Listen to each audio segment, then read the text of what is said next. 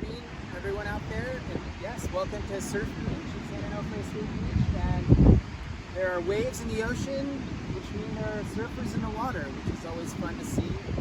And you can see right now it's a pretty low tide. The beach looks pretty wide. You see the inshore cobble and the strip of sand and the parking lot just up from that.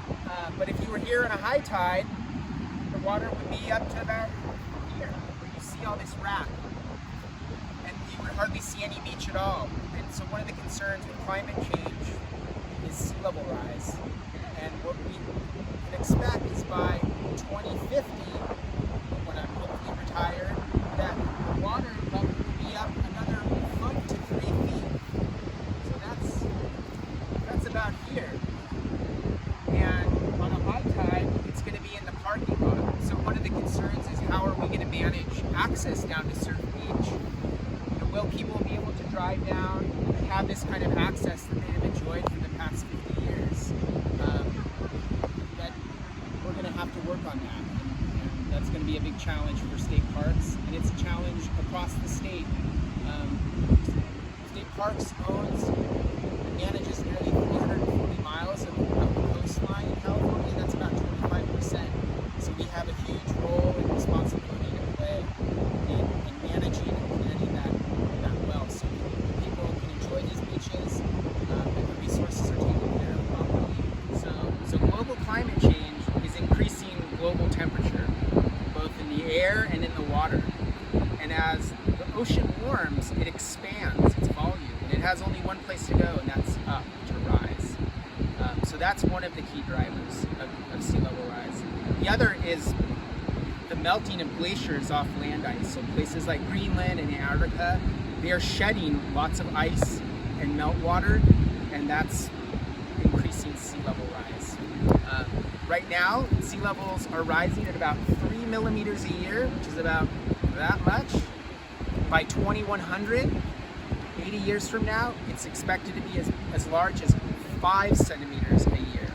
So that's a whole order of magnitude faster than what we're experiencing today. So a lot of the change we've seen already on the coastline isn't sea level rise yet, because again, it's been slow, but we can expect that over the next 20, 50, 100 years, the pace is going to get quite rapid, and we're going to see more rapid change. So is there anything we can do to combat climate change and sea level rise? Well, I think we all have a responsibility to take care of the environment, as individuals, and doing our part to keep our carbon footprint as low as we can. But a lot of these challenges are going to require governments and agencies to do their part. So at state parks, we can have smart planning for sea level rise. In some cases, that may mean that we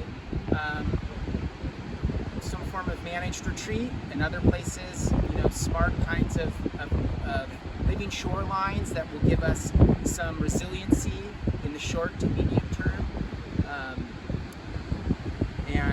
But we all have a role to play.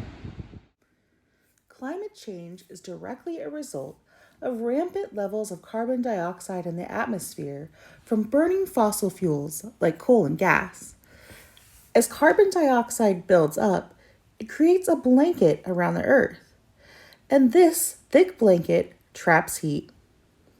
Trapped heat warms up our oceans and melts glaciers and promotes thermal expansion, leading to sea level rise.